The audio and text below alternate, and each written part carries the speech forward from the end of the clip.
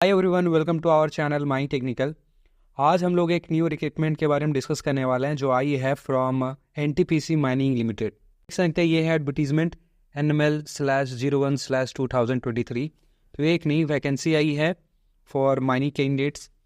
तो इसके बारे में हम लोग डिस्कस करेंगे कि टोटल नंबर ऑफ सीट्स कितनी है, आपके पास क्वालिफिकेशन क्या होनी चाहिए, अपर एज लिमिट क्या होगी, हाउ टू अप्लाई एट्सेट्रा। तो सबसे पहले बात करते हैं किस किस अब पोस्ट के लिए वैकेंसी आई हुई है। तो देख सकते हैं यहाँ पे लिखा हुआ भी है mining women, mining magazine incharge, mechanical supervisor, electrical supervisor, vocational training instructor, junior mine surveyor and mining सदा डिसिप्लिन्स में कई सारे नंबर ऑफ पोस्ट के लिए वैकेंसी आई हुई है। तो इसके बाद चलिए आप देख सकते हैं यहाँ पे कि जो सीट्स आई है फॉर द वेरियस पोस्ट वो कितनी है। तो आप देख सकते हैं माइनिंग ओवरमैन के लिए टोटल 52 सीट्स हैं। इसमें जनरल के लिए 23 और एससी के लिए 6+1 यानी 6 नॉर्मल सीट और एक बैकलॉग सीट है। टोटल 7 सीट है एससी के लिए। एसटी के लिए वही टोटल 19 सीट्स हैं। ईडब्ल्यूएस के लिए टोटल 3 सीट्स हैं। सिमिलरली हम लोग और नीचे स्क्रॉल डाउन करते हैं तो यहाँ पे मैगजीन इंचार्ज पोस्ट के लिए टोटल 7 सीट्स हैं और सातों के सातों जनरल कैंडिडेट्स के लिए हैं। सिमिलरली मैकेनिकल सुपरवाइजर के लिए टोटल 21 सीट्स हैं, जिसमें जनरल के लिए 17 सीट्स एंड एसटी के लिए 4 सीट्स हैं। इसके अलावा आप देख सकते हैं इलेक्ट्रिकल सुपरवाइज़र, इसके लिए टोटल 13 सीट्स हैं, 11 जनरल के लिए और एसटी के लिए 2। इसके अलावा वोकेशनल ट्रेनिंग इंस्ट्रक्टर, इसके लिए टोटल 3 सीट्स हैं और तीनों ही जनरल कैंडिडेट्स के लिए हैं। इसके अलावा आप देख सकते हैं जूनियर माइन सर्वेयर, इसके लिए टोटल 11 सीट्स हैं और 11 की 11 जनरल के लिए हैं। इसके अलावा माइनिंग सरदार पोस्ट के लिए वैकेंसी निकली है, टोटल 7 सीट्स है। इसमें एक सीट जो है एससी के लिए है और बाकी 6 सीट्स वो एसटी के लिए है। तो ये है total number of post. Total 7 post पे यहाँ पे वैकेंसी निकली है। These are overman, magazine incharge, mechanical supervisor, electrical supervisor, vocational training instructor, junior mine surveyor and mining sardar. इसके अलावा अगर मैं बात करूँ इसके एलिजिबिलिटी क्राइटेरिया की कौन कौन से पोस्ट के लिए आपको क्या क्या क्वालिफिकेशन होना चाहिए, तो ओवरमैन और मैगजीन इंचार्ज के लिए आपके पास होना चाहिए डिप्लोमा इन माइनिंग। इसमें आपके पास मिनिमम जो परसेंटेज होना चाहिए वो होना चाहिए 60%, लेकिन ST/SC हैं तो आपके पास पासिंग मार्क्स भी रहेगा तो चलेगा। डिप्लोमा तो होना ही चाहिए। इसके अलावा आपके पास ओवरमैन सर्टिफिकेट भी होना चाहिए, प्लस आपके पास फर्स्ट एड सर्टिफिकेट भी होना चाहिए। ऐसे इंस्टीट्यूट के द्वारा दिया हुआ होना चाहिए जो DGMS रिकॉग्नाइज करता हो। सिमिलरली मैकेनिकल सुपरवाइजर के लिए आपके पास जो चाहिए सर्टिफिकेट वो चाहिए डिप्लोमा इन मैकेनिकल और प्रोडक्शन इंजीनियरिंग। इसमें आपको 60% चाहिए। For SC/ST candidate passing marks will be enough. ठीक है, तो ये हुआ इसके बारे में। नेक्स्ट हम लोग बात करते हैं इलेक्ट्रिकल सुपरवाइजर सर्टिफिकेट के बारे में। ठीक है, इलेक्ट्रिकल सुपरवाइजर सर्टिफिकेट नहीं, इलेक्ट्रिकल सुपरवाइजर पोस्ट के बारे में। तो इसके लिए आपके पास होना चाहिए डिप्लोमा इन इलेक्ट्रिकल या फिर इलेक्ट्रिकल एंड इलेक्ट्रॉनिक्स इंजीनियरिंग। इसमें आपको मिनिमम 60% होना चाहिए। ST/SC कैंडिडेट्स के लिए passing marks will be enough. इसके साथ ही आपके पास होना चाहिए इलेक्ट्रिकल सुपरवाइजर सर्टिफिकेट। अब आते हैं वोकेशनल ट्रेनिंग इंस्ट्रक्टर के ऊपर।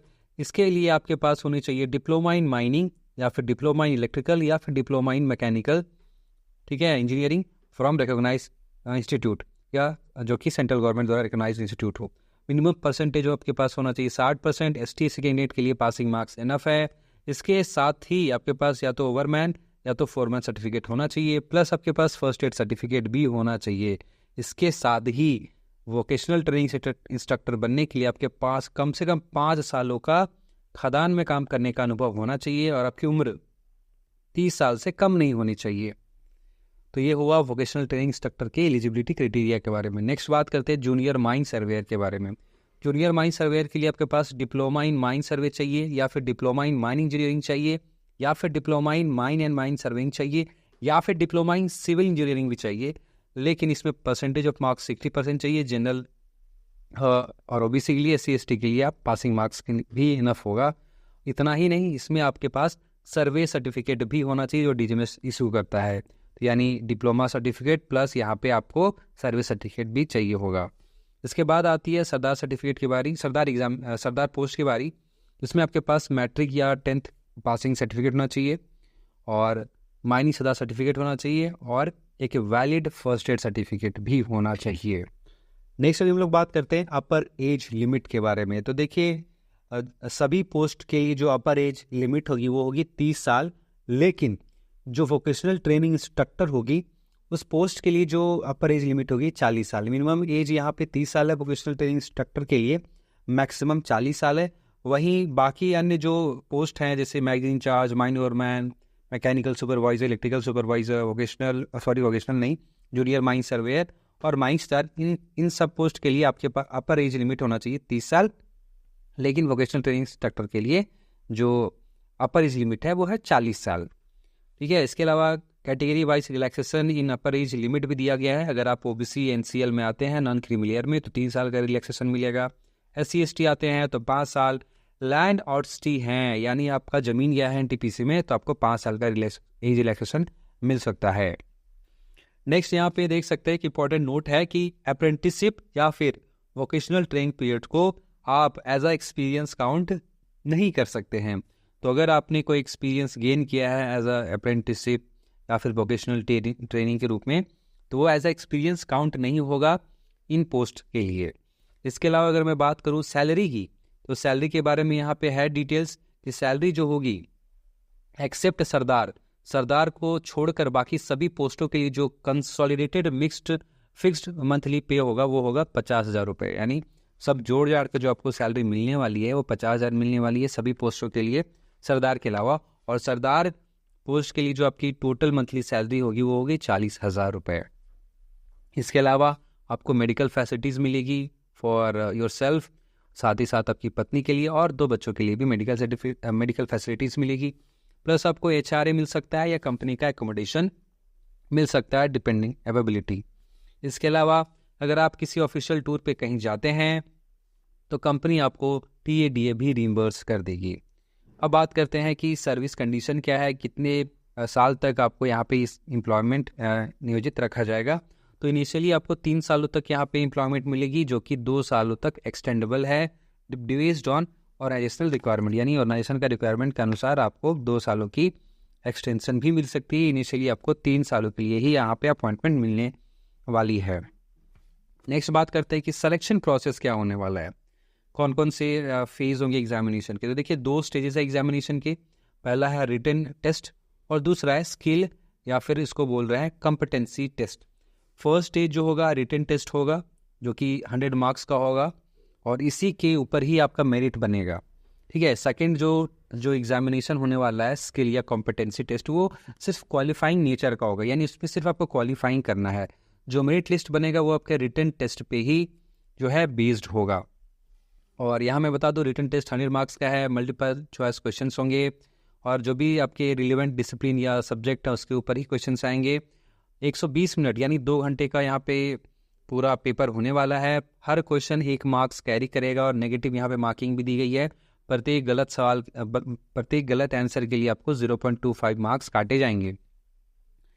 तो उसके अलावा जो है कैंडिडेट्स शॉर्टलिस्ट किया जाएगा, एग्जामिनेशन के रिजल्ट जब आएंगे तो कैंडिडेट्स को शॉर्टलिस्ट किया जाएगा।